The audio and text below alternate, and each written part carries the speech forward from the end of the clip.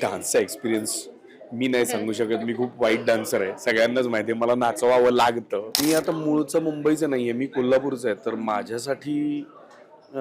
माझ्यासाठी सगळ्यात मोठा स्ट्रगल मुंबईत घर घेणं भयंकर आहे. मुंबईत घर घेणं सारखं म्हणजे काहीच त्या स्ट्रगल पुढे दुसरा स्ट्रगल सगळा फिका पडून जातो. हे बघ, मी खूप काम करतोय, मी खूप सिनेमे केलेत आणि जर ते वेळेवर येत नसतील तर ऑल इज नॉट वेल. आणि जर ते आता येत आहेत एक तर everything is fine, all is well. म्हणजे मुंबई पुण्याच्या तरुणांची आहेच, पण मला असं वाटतं ही गोष्ट अधिक त्या मुलांची आहे ज्यांचे काही ॲम्बिशन्स आहेत, ॲस्पिरेशन्स आहेत आणि ज्यांना असं वाटतं की आपल्या गावात काही होऊ शकत नाही, मोठ्या शहरात पाऊल ठेवल्यावरच काहीतरी आपल्या आयुष्याचं भलं होईल. पण मोठ्या शहरात पाऊल ठेवल्यावर प्रॉब्लेम सुद्धा मोठे होतात.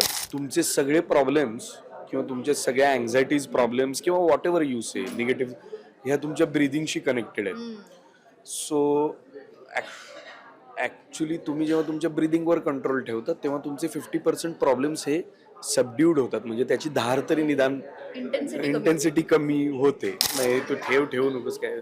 मी गेल्या 7 वर्षात जवळजवळ 11 सिनेमे केलेत आणि आता ते एक रिलीज होतात.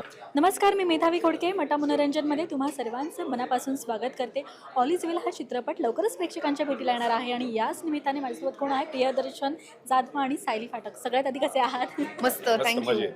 दिवसाची सुरुवात मला असं वाटतं की ऑल इज वेल म्हणतच झाली असावी. कशी झाली मला ते जाणून घ्या. हो नक्कीच झाली. मी तर पुण्याहून आले आणि प्रचंड पाऊस पडत होता, त्यामुळे असं होत होतं की पण जाऊ शकणार आहोत का नाही का काय.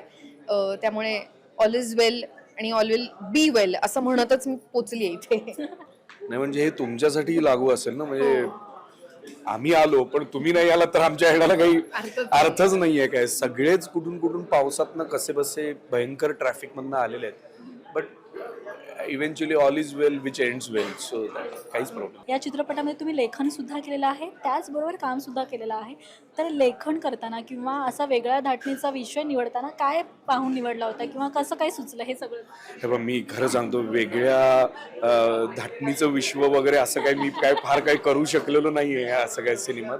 आणि मला असं वाटतं की मी माझ्या पद्धतीने जेवढा विनोद एक्सप्लोर करायचा प्रयत्न करतोय लेखनातून, ते मी करण्याचा प्रयत्न केलाय. म्हणजे इथे या सिनेमात मला असं वाटतं की कॅरेक्टर्स तर आहेत, पण या सिनेमात कॅरेक्टर्सपेक्षा सिच्युएशन अधिक वरच्या स्तरावर आहे. की प्रसंगनिष्ठ विनोद आहे. तो प्रसंग वर्क झाला तर विनोद वर्क होईल, विनोद वर्क झाला तर कॅरेक्टर्स वर्क होतील, कॅरेक्टर्स वर्क झाला तर सिनेमा वर्क होईल. असं सगळं एकमेकांवर अवलंबून आहे, पण पूर्ण फोकस हा त्या प्रसंगांवर होता. आता ते कितपत आम्ही त्यात यशस्वी झालो आहोत की नाही झालो आहोत ते आमच्या हातात नाही. आम्ही म्हणणार सॉलिड गेले, पण लोकांनी ठरवलं पाहिजे की ते कितपत आवडते किंवा कितपत. साई, तू काय सांगशील अनुभव? त्याचबरोबर सगळ्यांसोबत म्हणजे दिग्गज कलाकार आहेत, प्रियदर्शन झाले किंवा सय्याजी सर झाले, काय सांगशील? मला असं वाटतं की आपल्याला जेव्हा एखादी संधी मिळते काम करायची तेव्हा त्याच्यात बऱ्याच शिकण्यासारख्या गोष्टी असतात. मग त्या अभिनयाच्या असतील, एकमेकांबरोबर जस्ट कसं राहायचं, कसं ॲडजस्ट करायचं इथपासून असेल. तर मी कायमच शोधात असते की मला नवीन लोकांबरोबर काम करता आलं पाहिजे. तर दर्शनबरोबर काम केलं होतं, पण बाकीचे सगळेच खूप नवीन होते माझ्यासाठी. त्यामुळे मी कॉन्स्टंटली काय शिकता येईल याच स्पेसमध्ये होते आणि बघत होते की काय करतायत लोक, कुठल्या पद्धतीने कामाकडे बघतायत, कसं करतायत कॉमेडी. एखाद्या सीन मध्ये जी गंमत जम्मत चालली आहे ती कशी एक्झिक्यूट केली जाते. तर माझ्यासाठी हा शिकण्यासारखाच अनुभव होता ओव्हरऑल. कारण मी कॉमेडी फिल्ममध्ये कधी काम केलेलं नाहीये, त्यामुळे ते वातावरण कसं असतं एखाद्या कॉमेडी फिल्मच्या सेटवरती आणि मग लेखनात ते कसं असतं, मग ते ॲक्च्युली लिहिलेलं जे असतं आणि जे डिरेक्टर जे डिरेक्शन्स देत असतो त्याच्यामध्ये काय घडतं हे मला प्रत्यक्षात अनुभवता आलं. तर माझ्यासाठी नवीन अनुभव होता आणि मजेशीर अनुभव होता. सर, एखादा चित्रपट करताना किंवा लेखन करताना आपण बऱ्याच वेळेस होतं काहीतरी पाहतो, कुठून तरी कॅरेक्टर आपल्याला मिळतं. तर मग हे जे 3 त्रिकूट आहेत तर ती कशी सुचली, कसं ते घडलं कसं? नाही, गोष्टीच्या अनुषंगाने ती आली, अशी काही ती कुठे पाहिली होती किंवा असं काही नाही. प्रत्येक वेळेला का अगदी अनुभवातून आणि ऑब्झर्वेशन मधूनच गोष्टी आल्या पाहिजेत असं काही नाही. फिक्शनली सुद्धा विचार करून आपण एखादं कॅरेक्टर डेव्हलप करायचं ठरवलं तर ते होऊ शकतं.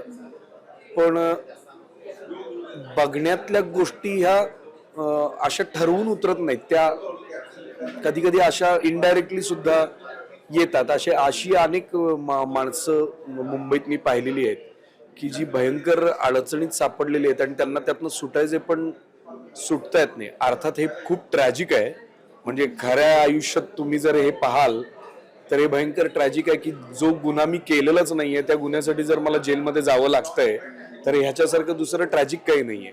पण त्याच्याकडे जर एक थोडस त्याच्यापासून बाजूला होऊन जर विनोदी पद्धतीने जर पाहायचं झालं, कारण सगळेच सिनेमे सगळ्या विनोदी सिनेमांमध्ये सगळे नायक नायिका ट्रॅजिक आहेत. त्यांची ट्रॅजेडी तुम्ही काढून टाकाल तर त्यांच्यामधून विनोद निर्माण होणार नाहीये, कारण ते ट्रॅजिक असावे लागतात, नाहीतर तुम्ही हसणार कसं त्यांच्या परिस्थितीला.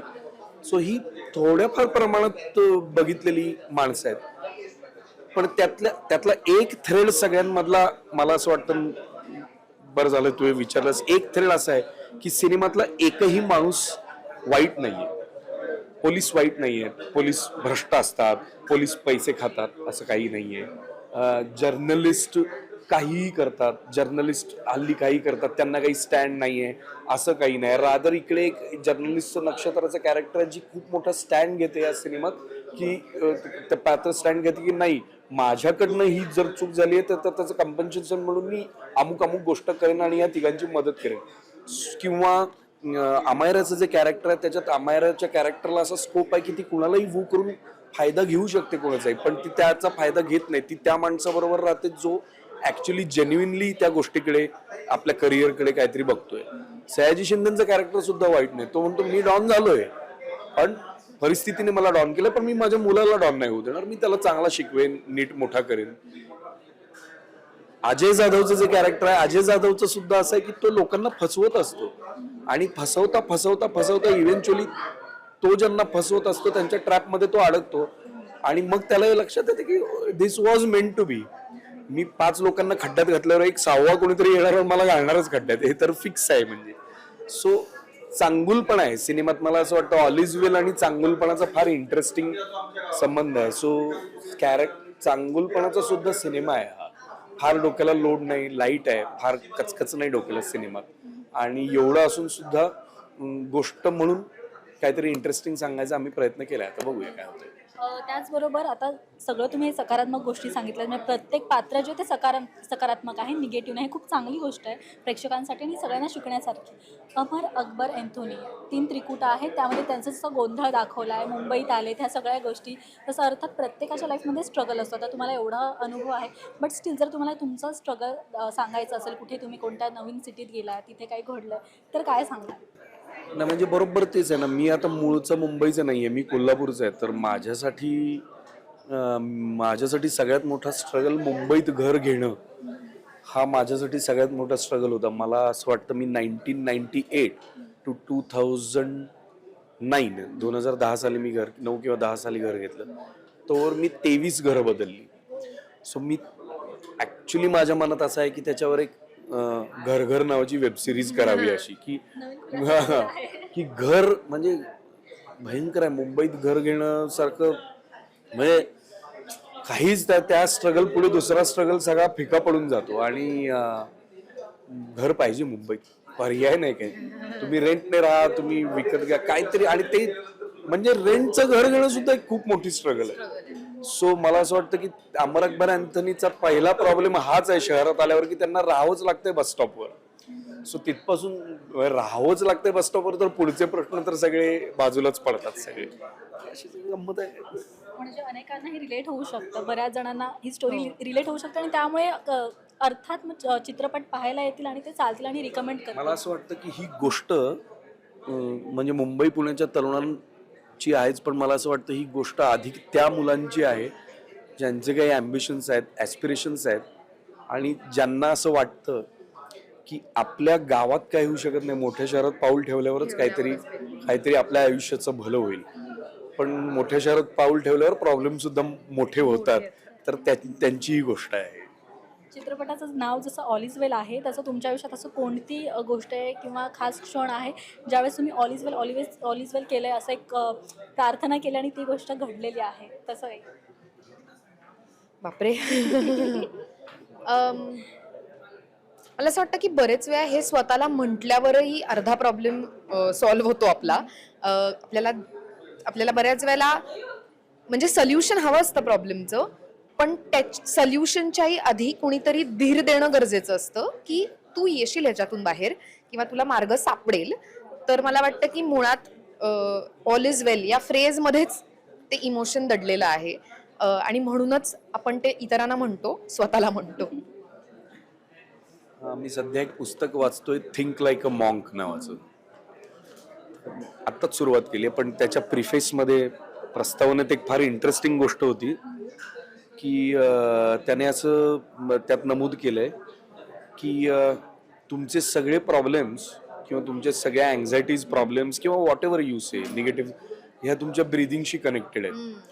सो ऍक्च्युली तुम्ही जेव्हा तुमच्या ब्रिदिंगवर कंट्रोल ठेवतात तेव्हा तुमचे 50% प्रॉब्लेम्स हे सबड्यूड होतात, म्हणजे त्याची धार तरी निदान इंटेन्सिटी कमी होते.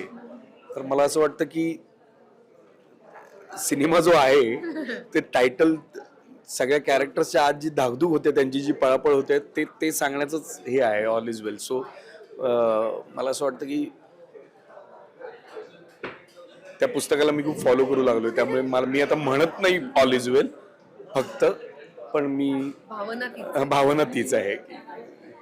आपण ट्रेलर पाहिला, 2 सॉन्गही पाहिले, काय कमाल, सगळंच छान आहे. आणि त्याचबरोबर तिथले लोकेशन पण छान आहे, जे कॉम्बिनेशन आहे व्हाईट ब्ल्यू वगैरे सगळं खूप मला छान वाटलं. तर ते शूट कुठे झालं आणि तो एक्सपिरियन्स कसा होता डान्सचा? मस्त तुम्ही बसले सोफ्यावरती एकदम बादशाहसारखा. डान्सचा एक्सपिरियन्स मी नाही सांगू शकत, मी खूप वाईट डान्सर आहे, सगळ्यांनाच माहिती आहे. मला नाचवावं लागतं, माझ्या पद्धतीने मी प्रयत्न करतो. पण पुण्यातच झालं सगळं शूटिंग.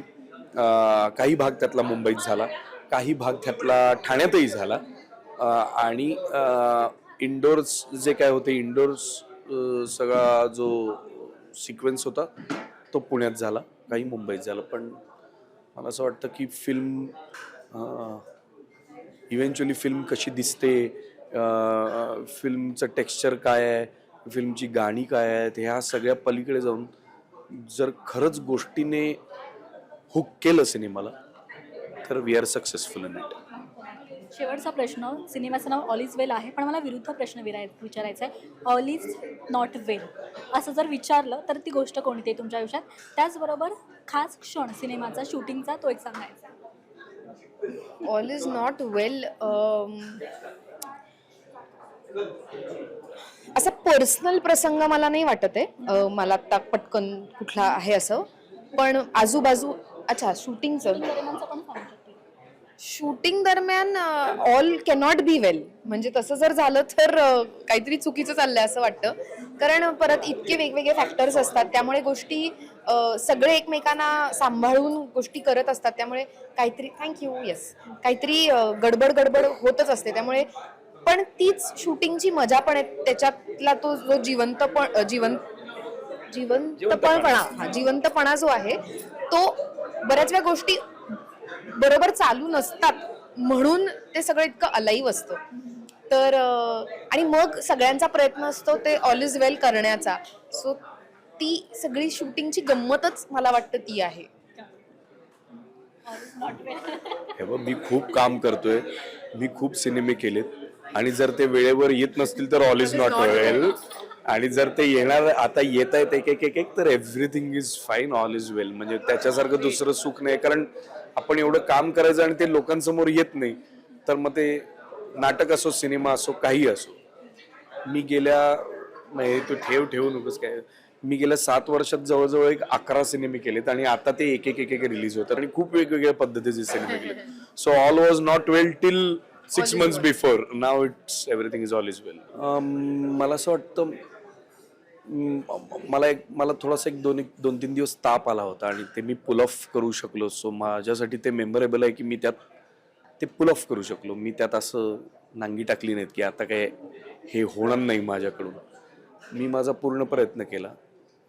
एवढे पैसे लागलेले असतात, लोकांच्या तारखा असतात, इतका सगळा डोलारा उभा असतो, एखादा दिवस पुल ऑफ करायला हरकत नाही. आणि मग ते केल्यानंतर जरा स्वतः बाबतीत बरं वाटतं की अरे आपण आहोत, म्हणजे आपण हे आहे, आपण अजून करू शकतो चांगलं काम. असा अविस्मरणीय क्षण आहे. Thank you so much. खूप मजा आली आणि ऑल द बेस्ट चित्रपटासाठी. थँक्यू. Thank you so much.